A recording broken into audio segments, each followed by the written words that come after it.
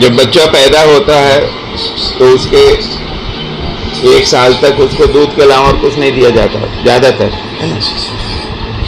तो वो दूध से ही सारा पोषण मिलता है। दूध में सब तत्व है, माँ के दूध में कोई कमी नहीं है। लेकिन जब बच्चा इस सृष्टि में कोई भी स्तनधारी का बच्चा है, गाय भैंस भी समझ लो, इंसान भी समझ लो, तो जब सभी बच्चे दूध पीना छोड़ देते हैं तो उनके पाचन तंत्र में दूध को पचाने वाले मुख्य रूप से 2 एंजाइम्स बनना कम हो जाते हैं अथवा तो पूरा बंद हो जाते हैं। उसमें एक एंजाइम है लैक्टोज और दूसरा है रेनिन। तो ये कुदरत का नियम है कि जिस भोजन की जरूरत नहीं है अब शरीर उसे पचाने वाले रसायन बनाना कम कर देता है।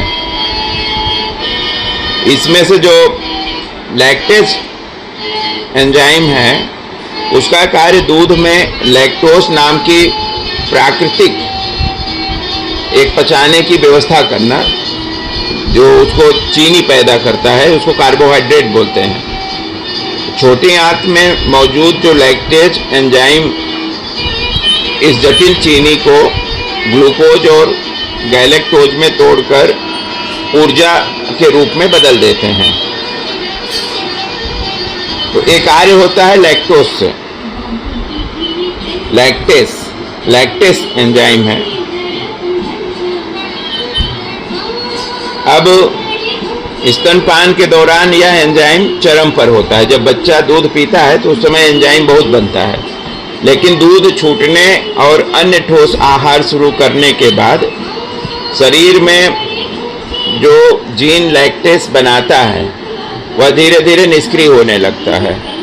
इसके कारण शरीर में लैक्टेस का उत्पादन बहुत कम हो जाता है, लगभग 5 से 10% होता है। तो जिससे हम जो दूध पीते हैं वो गैस बहुत बनाता है। उसको जो पचाने वाला एंजाइम है वो पूरा उसको है नहीं, शरीर में जो है अब नहीं बन रहा है, तो उसको पूरा पचाता नहीं है। तो दुनिया की लगभग 65% मानव आबादी में बड़े होने पर यह एंजाइम बंद हो जाता है पूरी तरह से, जिसे लैक्टोज इंटॉलरेंस कहते हैं, यानी दूध का ना पच पाना। ये सभी में होता है।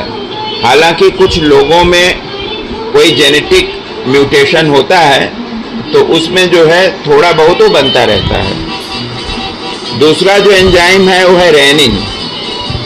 Rennin enzyme